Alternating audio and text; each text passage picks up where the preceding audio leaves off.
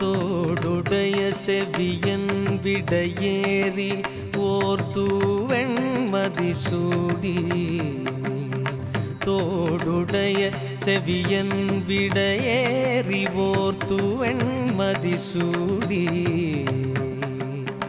காடுடைய சுடலை பொடி பூசியன் உள்ளம் கவர்கள்வன்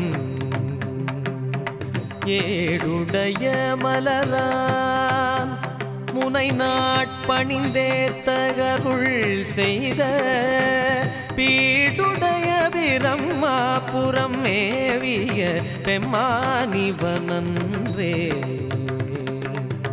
பீடுடைய பிரம்மாபுரம் மேவிய பெம்மானிவனன்றே பெம்மானிவனன். திருமதி ஞானா குலேந்திரன் அவர்கள் இந்திய பல்கலைக்கழகம் ஒன்றில் நிரந்தர பேராசிரியர் பதவி வகித்த முதல் இலங்கை பெண்மணி என்ற பெருமைக்குரியவர். தஞ்சாவூர் தமிழ் பல்கலைக்கழகத்தில் 21 ஆண்டுகள் கலைத்துறை பேராசிரியராகவும் தலைவராகவும் பணியாற்றி வரும் 13 ஆராய்ச்சி நூல்களை வெளியிட்ட திருமதி ஞானா குலேந்திரன் அவர்களுக்கு ஒரு நூலுக்கு இந்தியா தமிழ்நாடு அரசு சிறப்பு நூல் பரிசையும் வழங்கி கௌரவித்தது. கர்நாடக இசையின் தாய் காரைக்கால் அம்மையார் என இவர் நிறுவிய ஆராய்ச்சி 8ஆம் உலக தமிழ் ஆராய்ச்சி மாநாட்டில் ஏற்கப்பட்டு தமிழ்நாட்டு அரசு அம்முடிவை அரசு ஆணையாக பிரகடனப்பட்ட பெருமையும் அவருக்கு சாரும். அந்த வகையிலே இப்படி ஒரு அரிய சிறந்த ஒரு அறிஞரை மத்தியில் இன்று நாங்கள் பேச காண இருக்கின்றோம். அவருடைய சிறப்பு சொற்பொழிவையும் இதோ நாங்கள் கண்டுகளிப்போம். நண்பர்கள் அனைவருக்கும் எனது அன்பு கனிந்த வணக்கங்கள். மிகச் சிறப்பாக நடைபெற்றுக் கொண்டிருக்கும் சேர்க்கலார் நானும் கலந்து கொண்டு சில வார்த்தைகள் பேச இந்த நல்ல வாய்ப்பை எனக்கு அளித்த சிட்னி சைவ மன்றத்தினருக்கும் ஆஸ்திரேலிய உலக சைவ பேரவையினருக்கும் எனது மனம் நிறைந்த நன்றிகள். என்னை அறிமுகப்படுத்திய தம்பி அவர்களுக்கும் என் நன்றிகள். சேக்கிழார் பெருமான் திருஞான சம்பந்த மூர்த்தி நாயனாரின் இசை ஞான மேதமையை வியந்து வியந்து அவரை கானத்தின் எழுபிறப்பு என்று பாராட்டினார். இது குறித்து நான் மேற்கொண்ட ஆராய்ச்சியின் தெளிவுகள் சிலவற்றை சுவையான தகவல்களை உங்களோடு இன்று பகிர்ந்து கொள்வதில் நான் மகிழ்ச்சி அடைகிறேன். சிவபரம்பொருளை முழுமுதல் தெய்வமாக கொண்டு சிவ தொண்டு செய்வதையே வாழ்க்கையின் முதன்மையான குறிக்கோள் என்று வாழ்ந்தவர்கள் தான் சைவ நாயன்மார்கள். இவர்களின் 63 நாயன்மார்களின் வாழ்க்கை வரலாற்றை பக்தி சுவை நனி சொட்ட சொட்ட திருமுறை கண்ட புராணம் என்னும் பெரிய புராணத்தை எங்களுக்கு அளித்த பெருமகனார் சேக்கிழார் பெருமான் என்று உங்கள் எல்லோருக்கும் தெரியும். இவர் பாடிய 63 நாயன்மார்களில் தமிழோடு இசை பாடி இறை இன்பம் காணலாம் என்னும் ஒரு இனிமையான மார்க்கத்தை எங்களுக்கெல்லாம் காட்டி தந்தவர்கள் 4.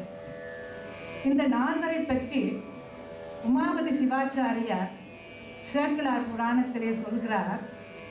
கவுனியர், நாவுக்கரசர், சுந்தரர், பேயார் இந்நால்வரும் இயல் இசை வல்லோர் என்று சொல்கிறார். கவுனியர் என்பவர் சம்பந்தர், நாவுக்கரசர் அப்பர், சுந்தரர், பேயார் என்பது காரைக்கால் அம்மையார். இந்த 4 பாடிய 10 பனுவல்களை நாங்கள் பொதுவாக திருப்பதிகங்கள் என்று சொல்வோம். இருப்பினும் காலத்தால் மூத்தவராயும் பின்னையோர்க்கெல்லாம் முன்னோடியாகவும் விளங்கிய காரைக்கால் அம்மையார் பாடிய திருப்பதிகங்களை நாங்கள் மூத்த திருப்பதிகங்கள் என்று சொல்கிறோம். அப்பரும் சுந்தரரும் ஆளுடைய பிள்ளையாரும் பாடிய திருப்பதிகங்களை நாங்கள் தேவாரங்கள் என்று சொல்கிறோம். இந்த தேவாரம் பாடியவர்களில் பச்சிளம் பாலகனாய் என் உள்ளம் கவர் கள்வன் என்று அம்மையப்பனை சுட்டிக்காட்டி தமிழோடு இசை பாடி உலகை அதிசயிக்க வைத்தவர் ஞானசம்பந்த பிள்ளையார். ஞானசம்பந்த பிள்ளையாரின் அற்புதமான வாழ்க்கையை வர்ணித்துக் கொண்டு போன சேக்கிழார் பெருமான் வியந்து வியந்து பல சந்தர்ப்பங்களில் பல இடங்களில் அவருடைய இசை மேதமையை சொல்கிறார். ஒரு இடத்தில் நல்லிசை ஞானசம்பந்தன் என்று, மற்றும் ஒரு இடத்தில் சொல்லுகிறார் ஏழு இசை முதல்வன் என்று, இன்னும் ஒரு சந்தர்ப்பத்தில் சொல்லுகிறார் இசை ஞானி என்று, இன்னும் ஒரு சந்தர்ப்பத்தில் சொல்லுகிறார் ஞானத்தின் திருவுருவம் இம்மாபெரும் குழந்தை கானத்தின் எழு பிறப்பு என்று சொல்கிறார். கானத்தின் எழு பிறப்பு, கானம் என்பது இசை, இசை என்பது எழுந்து ஒரு பிறவி எடுக்கின்றது, அந்த பிறவிதான் இந்த பிள்ளை என்று பாராட்டுகிறார். இப்படி சேக்கிழார் பெருமான் பாராட்டுகின்ற இந்த உயர்ந்த பாராட்டை பற்றி நான் சிந்தித்து ஆராய்ச்சி கண்ணோடு இது எவ்வளவு தூரம் தகும், இந்த தகமை இந்த பிள்ளைக்கு உண்டு என்று பார்த்தேன். உங்கள் எல்லோருக்கும் தெரியும், காலத்தால் அழிந்த திருப்பதிகங்கள் போக தேவார திருப்பதிகங்கள் இன்று நமக்கு கிடைப்பவை 797 திருப்பதிகங்கள் தான். இந்த 797 திருப்பதிகங்களில் கூடுதலான திருப்பதிகங்கள் ஞானசம்பந்த பிள்ளையாருடையது. 384 திருப்பதிகங்கள் எங்களுக்கு கிடைக்கின்றன. அது மட்டுமல்ல, உங்கள் எல்லோருக்கும் தெரியும், இவை அத்தனையும் தேவாரங்கள் அத்தனையும் பண் சுமந்த பாடல்கள், பண்ணோடு பாடப்பட்டவை. இன்று பண்ணாராய்ச்சி முடிவுகளின்படி இன்று தேவாரங்களை நாங்கள் 24 பண்களில் பாடிக்கொண்டிருக்கிறோம். இந்த 24 பண்களில் 23 பண்களிலான தேவாரங்கள் ஞானசம்பந்தருடையது நமக்கு கிடைக்கின்றன. அது மட்டுமல்ல, மற்றைய நாயன்மார்கள் பாடாத மேகராக குறிஞ்சி, வியாழ குறிஞ்சி, அந்தாளி குறிஞ்சி போன்ற மிக மிக நுட்பமான சாதாரணமானவர்களால் பாட முடியாது, இசை பயிற்சி பெற்றவர்களால் தான் பாடக்கூடுதலான அந்த பண்களையும் இந்த பிள்ளை பாடியிருக்கிறார். எனவே இதனால் வைத்துக்கொண்டு நாங்கள் கானத்தின் எழுபிறப்பு என்று சொன்னால் போதுமா என்று நான் நினைத்த பொழுது, இந்த தேவாரங்களை அந்த பாடுபொருளையும் பாடிய சந்தர்ப்பத்தையும் இவை என்ன மாதிரி அமைந்திருக்கின்றன என்று நான் துருவி துருவி ஆராய்ந்த பொழுது நான் மலைத்து போனேன், திகைத்து போனேன். அதற்கான காரணத்தை நான் ஒரு உதாரணம் சொல்லி உங்களுக்கு விளக்க விரும்புகின்றேன். உங்களுடைய பிள்ளைகள் என்ன விரும்புகிறார்கள்? ஃபாஸ்ட் ஃபுட், பாஸ்தா, பீஸா, இதுகளைத்தான் இவர்கள் வெகுவாக விரும்புகிறார்கள். அப்போ தாயார் என்ன செய்கிறார்? இந்த பிள்ளைக்கு நான் சத்துணவு ஊட்ட வேண்டுமே என்று சொல்லி விரும்பி சத்தான உணவுகளை நல்ல ஒரு தங்கத்தட்டில் வைத்து அந்த குழந்தைக்கு பிள்ளைகளுக்கு கொடுக்கிறார். கொடுத்த தாயார் தொடர்ந்து அந்த தங்கத்தட்டிலேயே அந்த சத்து உணவை கொடுத்து கொண்டே இருந்தால் அந்த பிள்ளைகளுக்கு சலிப்பு தட்டிவிடும், ஒரு காலத்தில் அது வெறுப்பும் வந்துவிடும். எனவே அந்த தாயார் என்ன செய்கிறார்? அந்த சத்துணவை ஒரு வட்டமான தட்டத்தில், மற்றும் ஒரு நாள் ஒரு சதுர தட்டத்தில், இன்னும் ஒரு நாள் ஒரு குமிழ் பாத்திரத்தில், வண்ண வண்ண பாத்திரங்களில் கவர்ச்சியாக அந்த குழந்தைக்கு ஊட்டி அந்த சத்துணவை ஊட்டுகிறார். இது போலத்தான் ஞானசம்பந்த பிள்ளையார் வாழ்ந்த காலத்திலே இந்த ஃபாஸ்ட் ஃபுட் போல சமண பௌத்த மதங்கள் முட்டி மோதி கொண்டிருந்தன. தமிழ்நாட்டை சேர்ந்த சைவர்கள் எல்லாம் தடுமாறுகிறார்கள். இவர்களை கவர்ந்து இழுக்க வேண்டும் சைவ சமயத்தில். யாரை? சத்தான பொருள், சத்து, சித்து, ஆனந்தம் என்று சொல்கிறோம். அந்த இறைவன், அந்த இறைவனுக்கு எத்தனைய குணங்கள், பெருமை, நுண்மை, பேரருள், பேட்டினுடைய அருள், ஒப்பில்லாத தன்மை, கருணை, காருண்யம், இவற்றையெல்லாம் இந்த மக்களுக்கு நான் சொல்லி அவர்களை ஈர்க்க வேண்டும். எங்களுடைய சிவனையே முழுமுதற் தெய்வமாக இவர்கள் ஏற்க வேண்டும் என்று அந்த பச்சிளம் பாலகன் என்ன செய்தார் தெரியுமா? வண்ண வண்ண தட்டுகள், வட்டத்தட்டுகள், சதுரத்தட்டுகள் போல இந்த பதிக பாடல்களை வெவ்வேறு இசைப்பாடல்களாக உருவாகி கொடுத்தார். உங்களுக்கு தெரியும், ஒரு பதிகம் என்றால் 10 பாடல்கள். 10வது பாடல் அல்லது 11வது பாடலை திருக்கடைக்காப்பு என்று பாடியவருடைய பெயரையும் பயனையும் சொல்கின்றோம். அதாவது தமிழ் ஞானசம்பந்தன் சொன்ன பாடல் 10 பாடுவார், பரகதி அடைவார். முதலில் எப்படி அந்த சீரமைப்பு இருக்கின்றதோ 10 பாடலும் அதே போலத்தான் அமைந்திருக்கு. இப்படி எல்லா பாடல்களையும் ஒரே சீரில் பாடிக்கொண்டே போனால் எங்கே மக்களை ஈர்க்க முடியும்? எனவே ஞானசம்பந்தர் சந்தர்ப்பத்திற்கும் சூழ்நிலைக்கும் அந்த யார் தொடர்பாக அவர்களுடைய மனநிலை எப்படி இருக்கின்றதோ அதற்கு ஏற்ற வகையில் புதிய புதிய இசைப்பாடல்களில், புதிய புதிய யாப்புகளில், புதிய புதிய சந்தங்களில் எல்லாம் பாடிக்கொடுக்கின்றனர். இதை நான் ஒரு நூலாக எழுதி தெய்வத் தமிழிசை என்ற நூல் தமிழ்நாடு அரசு அதை வெளியிட்டு அங்கு பயன்பெறுகிறார்கள். அதே நூலை மறுபதிப்பாக கொழும்பிலே சிவத்திருமன்றமும் அந்த நூலை வெளியிட்டு பயன்படுகிறார்கள். இன்றைய காலத்தின் எனக்கு தந்த சொற்ப நேரத்தின் காலத்தின் அருமை கருதி ஒரு சில உதாரணங்களை மட்டும் நான் சுருக்கமாக ஆனால் விளக்கமாக சொல்லுகின்றேன். இந்த இசைஞான மேதை ஞானசம்பந்த பிள்ளையார் என்ன செய்கின்றார்? இப்பொழுது மாலதியினுடைய மாணவர்கள் மிக அருமையாக பாடினார்கள். தெரிந்த பாடலை அடுத்தால் நல்லது என்று நினைக்கின்றேன்.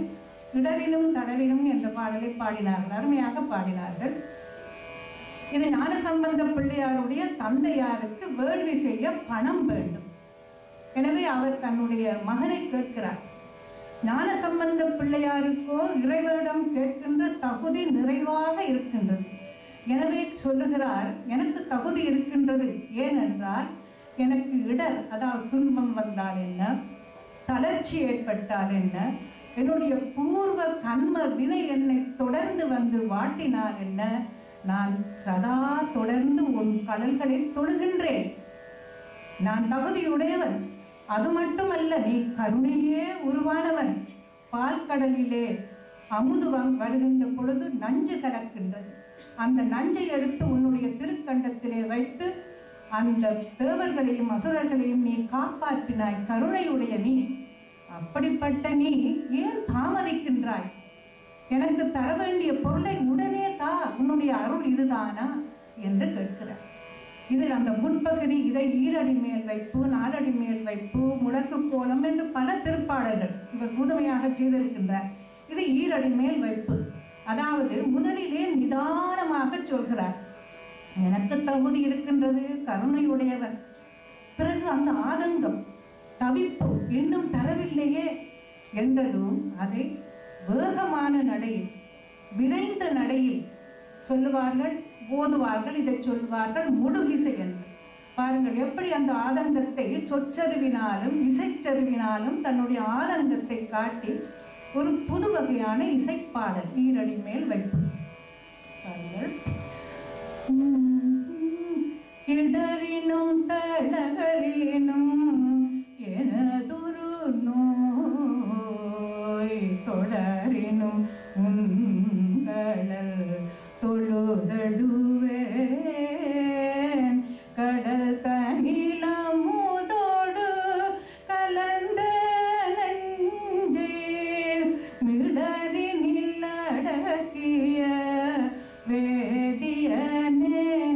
இவ்வளவு நேரமும் நிதானமாக கேட்கிறார்.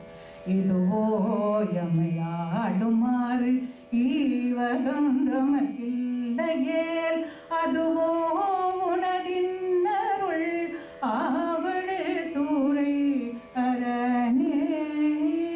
வேகமாக கேட்கிறார். இதை பிற்காலத்தவர்கள் பாருங்கள், எத்தனையோ விதமான இன்றைய தெய்வ தமிழிசை பாடல்களுக்கு முன்னோடியாக இந்த குழந்தை விளங்கி இருக்கின்றார் என்று இதை பிற்காலத்து கீர்த்தனையாளர்கள் இதை மத்திம காலம் என்று சொல்லி, அதாவது உணர்ச்சி வேகம், பக்தி என்று சொல்லுகின்ற பொழுது உணர்வுகள் முட்டி மோதும். கோபம் வரும், தாபம் வரும், அழுகை வரும், ஆத்திரம் வரும், ஆச்சரியம் வரும், ஆனந்தமும் வரும். இந்த இத்தகைய வேகமான உணர்வுகளுக்கு இந்த உத்தி, இந்த ஞானசம்பந்த பிள்ளையார் அறிமுகப்படுத்தின இந்த உத்தியை பிற்காலத்தவர்கள் முத்துசாமி தீட்சிதர் என்ன, முத்துக்காடு வெங்கட சுப்பையர் என்ன, இவரை பயன்படுத்துகிறார். உதாரணமாக உங்கள் எல்லோருக்கும் தெரிந்த ஒரு பாடலில் அந்த உத்தியை எப்படி பயன்படுத்துகிறார் என்று காட்டுகிறேன்.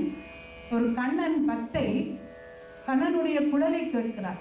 அந்த காட்டிலே வந்து அந்த குழலோசை கேட்கின்ற பொழுது அவளுக்கு மயக்கமாக இருக்கின்றது. கண்ணன் என்னிடம் விரைவில் வர வேண்டும், என்னை மகிழ்விக்க வேண்டும், ஏன் இன்னும் தாமதிக்கின்றான் என்று துடிக்கிறார். அந்த துடிப்பை, அந்த தவிப்பை இந்த ஞானசம்பந்த பிள்ளையார் அறிமுகப்படுத்திய இந்த முடுகுசையை பிற்காலத்தவர்கள் பயன்படுத்துகிறார்கள் பாருங்கள். கனிந்த உன் வேணுகானம் காட்டில் வருகிற கனிந்த உன் வேணுகானம் காட்டில் வருகிற கண்கள் சொருகி ஒரு விதமாய் வருகிற கதித்த மனத்தில் உருத்தி பதத்தை எனக்கு அளித்து மகிழ்த்தவா ஒரு தனித்தவனத்தில் அழைத்து எனக்கு உணர்ச்சி கொடுத்து முகிழ்த்தவா கனைகள் அலையில் கதிரவன் ஒளியன் இணையிரு கடல் என கடிக்கவா கதறி மனமுருகினான் அழைக்கவோ. பாருங்கள், இந்த உத்தி யார் எடுத்து கொடுத்தது? இந்த பாலகன். இந்த 17, 18, 19ஆம் நூற்றாண்டுகள் இந்த உத்தியை பயன்படுத்துகிறார். இப்படி ஒரு அற்புதத்தை செய்த அந்த ஞான குழந்தையினுடைய கைகளில் எப்பொழுதும் தாளம் இருக்கும். நீங்கள் இந்த 63 நாயன்மார்களில் பார்க்கலாம். ஞானசம்பந்த பிள்ளையார் திருவுருவங்களில் எப்பொழுதும் கைகளில் தாளம் இருக்கும். அந்த தாளம் சாதாரண தாளம் அல்ல, பொற்தாளம். உங்களுக்கு தெரியும், இந்த குழந்தைக்கு பல்லக்கும் சிவிகையும் இறையனார் கொடுத்தார் என்று சேக்கிழார் பாடி, இந்த குழந்தை கைகளை தட்டி தட்டி தட்டி பாடுகின்றதே, கைகள் சிவந்து போகின்றனவே என்று பொற்தாளம் கொடுத்தாராம் இறைவன் என்று பாடுகிறார் சேக்கிழார். இந்த பொற்தாளத்திற்கு ஓசை கொடுத்தவர். பொன்னையும் பொன்னையும் அடித்தால் நாதம் வராது, ஆனால் அதற்கு ஓசை கொடுத்த நாயகி என்று பெயர் உமையம்மையார். அந்த தாளத்தை வைத்து இந்த பாலகன் என்னென்ன விந்தைகள் எல்லாம் செய்தார் தெரியுமா? எத்தனையோ தாளங்களில் பாடல்கள். நேரத்தின் அருமை கருதி அந்த தாளத்தில் சந்தம் என்பது மிக முக்கியமானது. உங்களுக்கு தெரியும் சந்தம் என்றால்? விபுலானந்த அடிகள் சொல்லுவார், சந்த குளிப்பு. அது தனன தனன தனன தனன என்று வந்தால் 3 3 3 தன தன தன தன தன தன தன என்றால் 4, தன தந்தன தன 5 5 வரும். இன்று சந்த பாவலர் என்று பெயர் எடுத்தவர் அருணகிரிநாதர். உங்களுக்கு தெரியும், திருப்புகழ் பாடிய அருணகிரிநாதர் சந்த பாவலர்.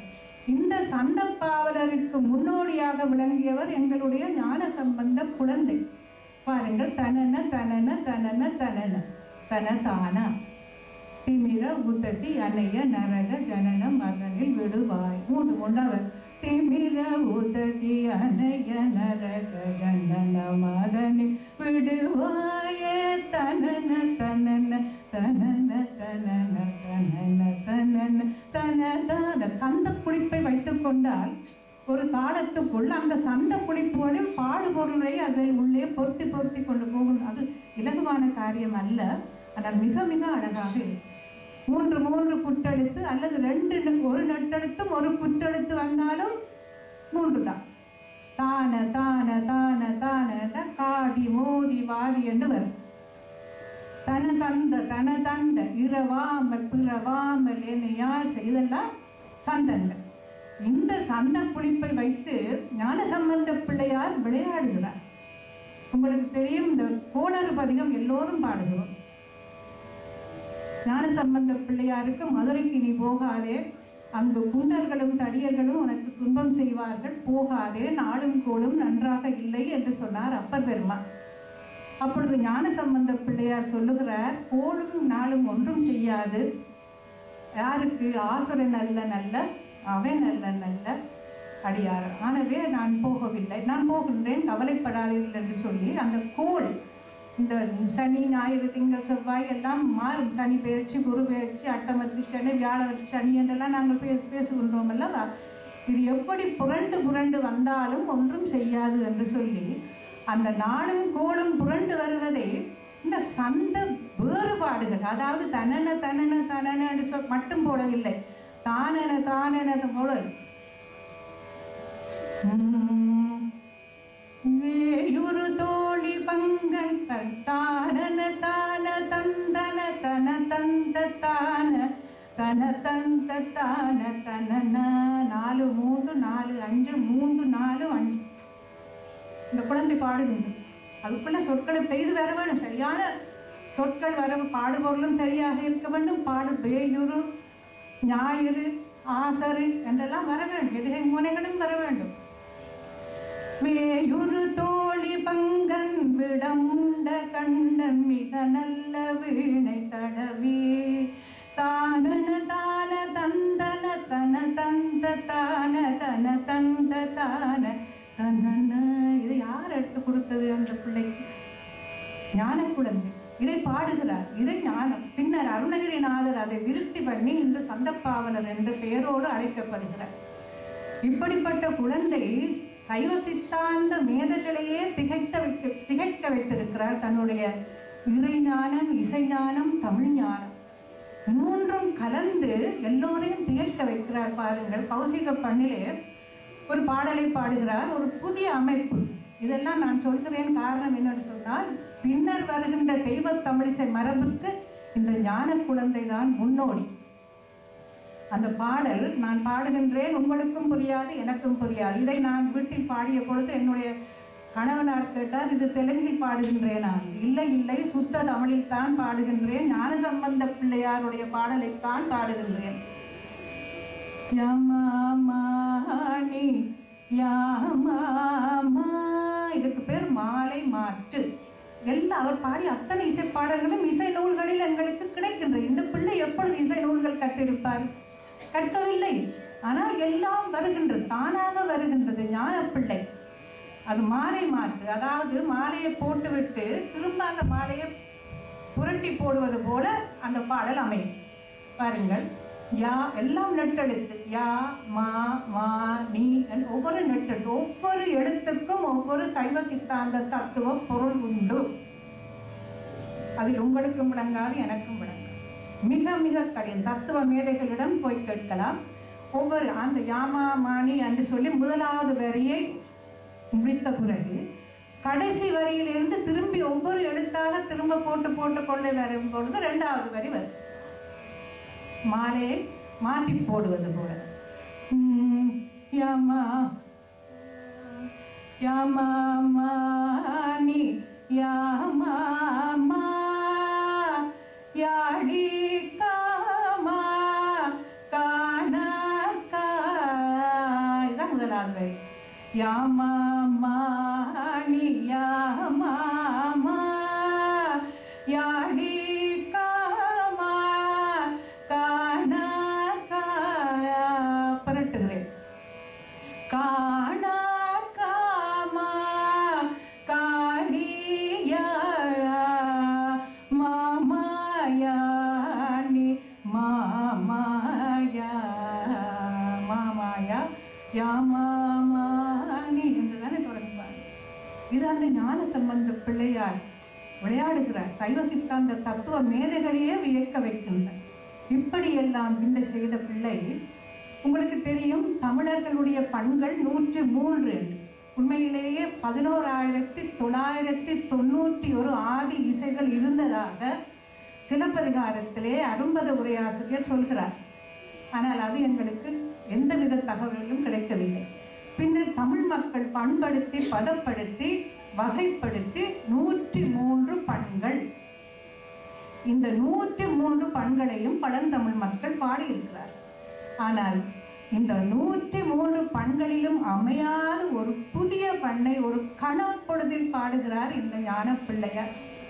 உங்களுக்கு தெரியும், ஞானசம்பந்த பிள்ளையார் பாடிக்கொண்டு போகின்ற பொழுது திருநீலகண்ட யாழ்ப்பாணனார் என்று ஒரு சகோட யாழ் வாசிக்கின்ற ஒரு வித்தகர் எப்பொழுதும் இந்த ஞான பிள்ளையோடு உடன் செல்வார்.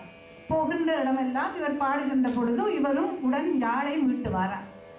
ஒரு தடவை திருநீலகண்ட யாழ்ப்பாணருடைய தாய் வழி ஊர் திரு தருமபுரத்துக்கு போகிறார்கள்.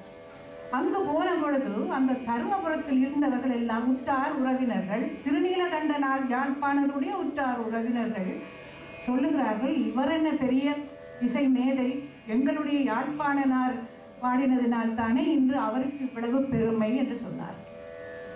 இதை கேட்டதும் திருநீலகண்ட யாழ்ப்பாணனார் நடுங்கினார். என்ன அபாண்டம்! உடனே சென்று சொன்னார், ஐயனே, இவர்களுடைய தருக்கை நீங்கள் நீக்க வேண்டும். அவர்கள் என்னுடைய யாழில் அடங்காத ஒரு பண்ணை நீங்கள் பாட வேண்டும், உடனடியாக பாட வேண்டும் உடனே பாடுகிறார்.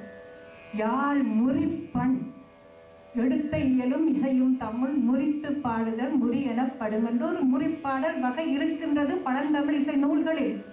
இந்த பிள்ளை எப்பொழுது இந்த நூலை கற்றிருப்பார்? இயல்பாக வருகின்றது. மாதர் மட பிடியும் எல்லோருக்கும் தெரிந்த பாடல். அது இயலும் இசையும் முறித்து முறித்து வரும் பாருங்கள். மாதர் மட பிடியும் மாதர் மட பிடியும் மாதர் மட பிடியும் மாதர் மட பிடியும் மட அன்னமும் அன்னதோர் மட அன்னமும் அன்னதோர் நடை உடை மலை மகள் நடை உடை மலை மகள் நடை உடை மலை மகள் நடையுடை மலை மகள் நடையுடை மலை மகள் நடையுடை மலை மகள் துணையன மகிழ்வார் நடையுடை மலை மகள் துணையன மகிழ்வா. இப்படியாக பாடுகிறார் அந்த பிள்ளை. இந்த யாழ்ப்பாணனாருக்கு உடனே வாசிக்க முடியவில்லை. ஏனென்று சொன்னால் அது நுட்ப ஸ்ருதிகள் நிறைந்த ஒரு ராக ஒரு பண். உடனே யாழை எடுத்து முறிக்க எறிகிறார். அப்பொழுது சம்பந்தர் அதை நிறுத்தி வந்தவாறே வாசிப்பீர், சேக்கிழாருடைய வார்த்தை, வந்தவாறே வாசிப்பீர், வந்தவாறே வாசிப்பீர் என்ற மீளம் பிராக்டிஸ், கோ ஆன் பிராக்டிசிங், உனக்கு வரும். இப்படி பிராக்டிஸ் பண்ணினதுனால இன்றைக்கு இந்த பண் இன்று பாடுகிறார்கள். அந்த பண்ணை எல்லாரும் பாடுகிறார்கள். ஆனால் அதற்கு பேர் அடானா, பேர் மாற்றி விட்டார்கள். உங்களுக்கு நன்றாக தெரியும், எங்களுடைய பண்பாடுபவர்களுக்கு தெரியும், பழந்தமிழ் பண்களுக்கெல்லாம் பெயர் மாற்றி இன்று ராகங்களின் பெயரை சொல்லித்தான் நாங்கள் பண்களை இனம் காணுகிறோம். தோடுடைய செவியன் விடையறியோர் தூவன் மதிசூடி நட்டவாடை பண். சகம பனி சனி பமக சகம கம பம பனி பனி நிதக சனி பனி தக நிச பனி மப கம பனி சனி பமக ஞான விநாயகனே சரணம் நல்லவனே மற்றெல்லாம் வல்லவனே வருக ஸ்ரீ ஞான விநாயகனே. இன்றைக்கு இதுக்கு பேர் கம்பீர நாட்டை. பேர் மாட்டி விட்டார். நட்டவாடை பண்ணை கம்பீர நாட்டை, செவ்வழி பண்ணை யதுகுல காம்போது, தக்கேசி பண்ணை காம்போது என்கிறோம். இதெல்லாம் காலத்தில் நடந்த அது பெரிய, அது தனி பேச்சு. இப்படி மாறியது போல இந்த யாழ்மூரி பண்ணை இன்று அடானா. அடானா என்ற இது ஆராய்ச்சி முடிவு என்னுடைய நூலில் தெளிவாக கொடுத்திருக்கிறேன். இந்த அடானா ராகத்தை இன்று எங்கும் நல்ல ஒரு கம்பீரமாக பாட வேண்டும் அல்லது மகிழ்ச்சியாக பாட வேண்டும். இந்த சந்தர்ப்பத்தின்படிதான் அந்த குழந்தை பாடினார். எல்லாரும் பாடியிருக்கிறார். எல்லா கீர்த்தனையாளர்களும் இந்த அடான் பாருங்கள்.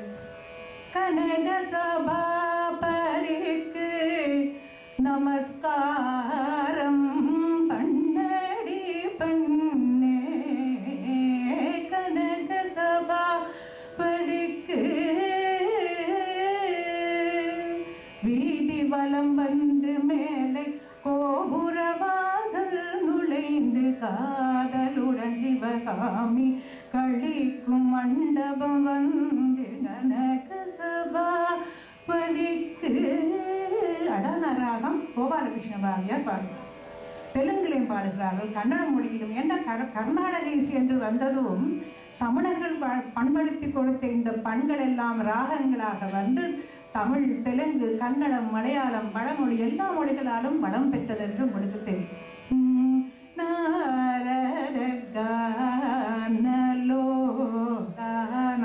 தியாகராஜ சுவாமிகள் பாடுகிறார்.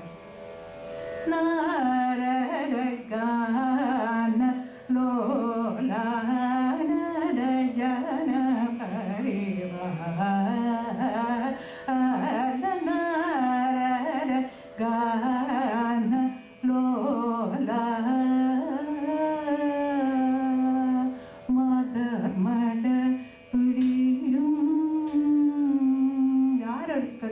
ராகம், இந்த இது ஞான குழந்தை, இப்படியாக எத்தனையோ நிறைய இருக்கின்றது. முழக்கு கோலம், நாலடி மேல் வைப்பு, சந்த விகற்பங்கள், திருத்தாள ஜதி, திருயமகம், திருவிராகம் என்று பல பல புதுமை. நான் சொன்னேன் அல்லவா, எத்தனையோ புதிய முறைகளில் புதிய இசை அணிகளோடு புதிய யாப்பு, புதிய சந்தங்கள், புதிய பண்கள் என்றெல்லாம் பாடி தெய்வ தமிழிசை என்று ஒரு மரபை, ஒரு இனிமையான ஒரு தமிழிசை மரபை தோற்றுவித்த பெருமை இந்த ஞான குழந்தைக்கு உண்டு. எனவே இன்று நாம் இவ்வளவு பெருமையாக நாங்கள் தமிழோடு இசை பாடுகின்றோம் என்றால் அந்த தமிழினுடைய இனிமையும் அந்த இசையினுடைய இனிமையும் அந்த தெய்வ பாடுபொருளாகிய தெய்வத்தை பாடுகின்ற தெய்வ தமிழ் இசை என்ற ஒரு அற்புதமான ஒரு மரபை, இனிமையான மரபை எங்களுக்கு காட்டி தந்த இந்த குழந்தையை, இந்த பாலகனை சேக்கிழார் பெருமான் வியந்து வியந்து காலத்தின் எழு பிறப்பு என்று சொன்னது பல கோடி தரம் தகும் தகும் தகும் என்று நான் சொல்றேன். அந்த வகையிலே ஞானசம்பந்த பிள்ளையார் பாடி தந்த இந்த பாடல்களோடு அவர் காட்டிய வழியில் நாங்கள் சென்று இன்று பாடுகின்ற பாடல்களை எல்லாம் தமிழோடு இசை பாடி, நாம் தமிழோடு இசை பாடுவதில் ஒரு தனி இன்பம் உண்டு. எனவே தமிழோடு இசை பாடி இங்கு வீட்டிருக்கின்ற அத்தனை பேரும் இன்பமாக வாழ வேண்டும் என்று எல்லாம் வல்ல இறைவனை வேண்டி வணங்கி விடைபெறுகின்றேன். நன்றி, வணக்கம்.